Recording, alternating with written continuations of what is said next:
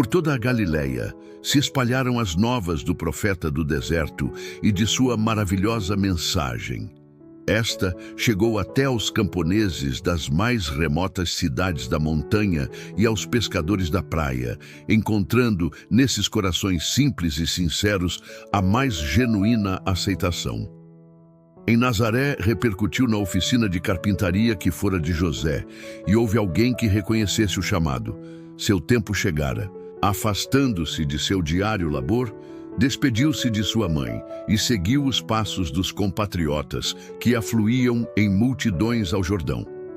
Jesus e João Batista eram primos e intimamente relacionados pelas circunstâncias de seu nascimento. Todavia, não haviam tido nenhuma comunicação direta um com o outro. A vida de Jesus fora passada em Nazaré, na Galileia, a de João, no deserto da Judéia. Em ambiente grandemente diverso, tinham vivido separados e não se haviam comunicado entre si. A providência assim o determinara. Não se devia dar lugar à acusação de haverem conspirado para apoiarem mutuamente suas pretensões. João tinha conhecimento dos fatos que haviam assinalado o nascimento de Jesus. Ouvira falar da visita que, em sua infância, fizera a Jerusalém e do que se passara na escola dos rabinos. Sabia da existência sem pecado que vivera e cria ser ele o Messias, mas não tinha disso positiva certeza. O fato de haver Jesus permanecido tantos anos em obscuridade, não dando especial indício de sua missão, deu lugar a dúvidas quanto a ser, na verdade, o prometido. O Batista, no entanto, esperava com fé confiante, acreditando que, ao tempo designado pelo próprio Deus, tudo se haveria de esclarecer. Fora-lhe revelado que o Messias procuraria de suas mãos o batismo e seria então dado um sinal de seu caráter divino. Assim, seria habilitado para apresentá-lo ao povo. Quando Jesus foi para ser batizado, João nele reconheceu pureza de caráter que nunca divisara em homem algum. A própria atmosfera de sua presença era santa e inspirava respeito. Entre as multidões que se haviam congregado em torno dele no Jordão, ouvira João tristes histórias de crime e encontrara pessoas curvadas ao fardo de milhares de pecados. Nunca, entretanto, estivera em contato com um ser humano de quem brotasse tão divina influência. Tudo isso estava em harmonia com o que lhe fora revelado acerca do Messias. No entanto, esquivou-se a fazer o pedido de Jesus. Como poderia ele, pecador, batizar o inocente? E por que haveria aquele que não necessitava de arrependimento de submeter-se a um rito que era uma confissão de culpa a ser lavada? Ao pedir Jesus o batismo, João recusou, exclamando: "Eu careço de ser batizado por ti, e vens tu a mim? Confirme, se bem que branda a autoridade." Jesus respondeu: "Deixa por agora, porque assim nos convém cumprir toda a justiça." E João, cedendo, desceu com o Salvador ao Jordão, sepultando-o nas águas. E logo que saiu da água, Jesus viu os céus abertos e o Espírito, que como pomba descia sobre ele. Mateus 3, 14 e 15. Jesus não recebeu o batismo como confissão de pecado de sua própria parte. Identificou-se com os pecadores, dando os passos que nos cumpre dar.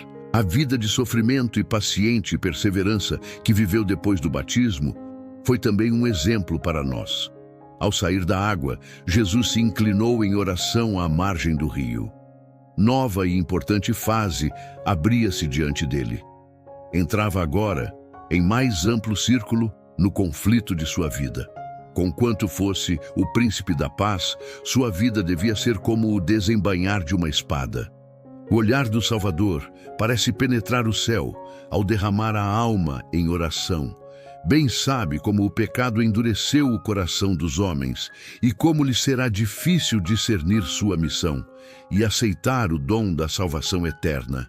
Suplica ao Pai poder para vencer a incredulidade deles, quebrar as cadeias com que Satanás os escravizou, a derrotar, em seu benefício, o destruidor.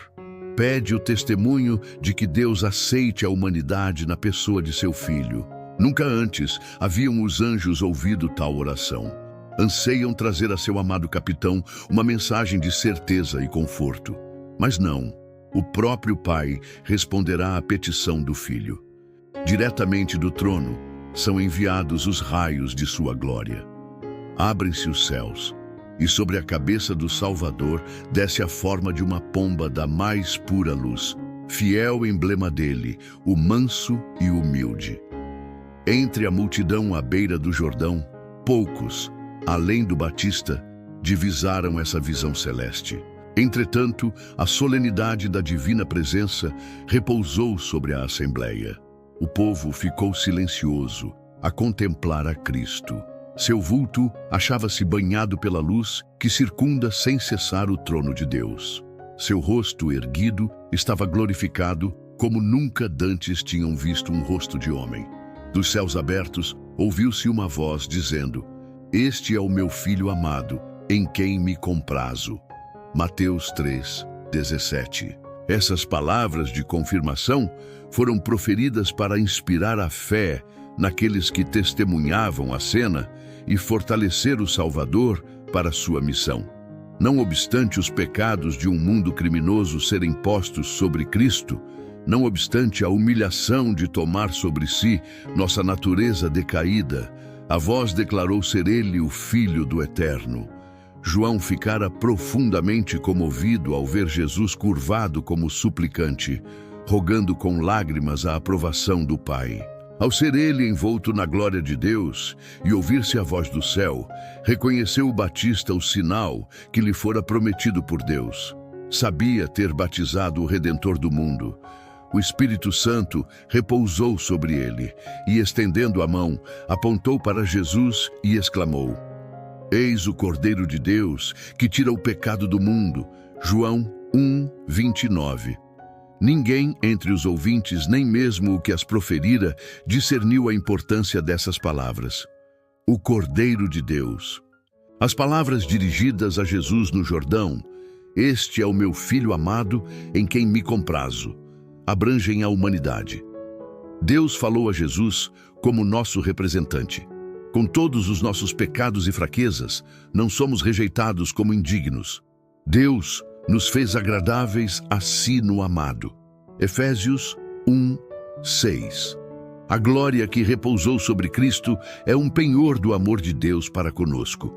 Indica-nos o poder da oração, como a voz humana pode chegar aos ouvidos de Deus, e nossas petições podem achar aceitação nas cortes celestiais. Em razão do pecado, a terra foi separada do céu e alienada de sua comunhão. Mas Jesus a ligou novamente com a esfera da glória. Seu amor circundou o homem e atingiu o mais alto céu. A luz que se projetou das portas abertas sobre a cabeça de nosso Salvador incidirá sobre nós ao pedirmos auxílio para resistir à tentação. A voz que falou a Cristo diz a todo crente: "Este é meu Filho amado, em quem me comprazo." Amados, agora somos filhos de Deus e ainda não é manifestado o que havemos de ser, mas sabemos que quando Ele se manifestar, seremos semelhantes a Ele. 1 João 3:2. Nosso Redentor abriu o caminho de maneira que o mais pecador, necessitado, opresso e desprezado pode achar acesso ao Pai. Após o batismo, Jesus se tornou o ungido de Deus e deu mais um passo na sua missão. Agora, o que acontece em seguida? Prepare-se para uma história de confronto e superação. No nosso próximo vídeo, vamos para o deserto e descobrir como Jesus enfrentou as tentações. Inscreva-se e ative o sininho para não perder a continuação da série Vida de Jesus.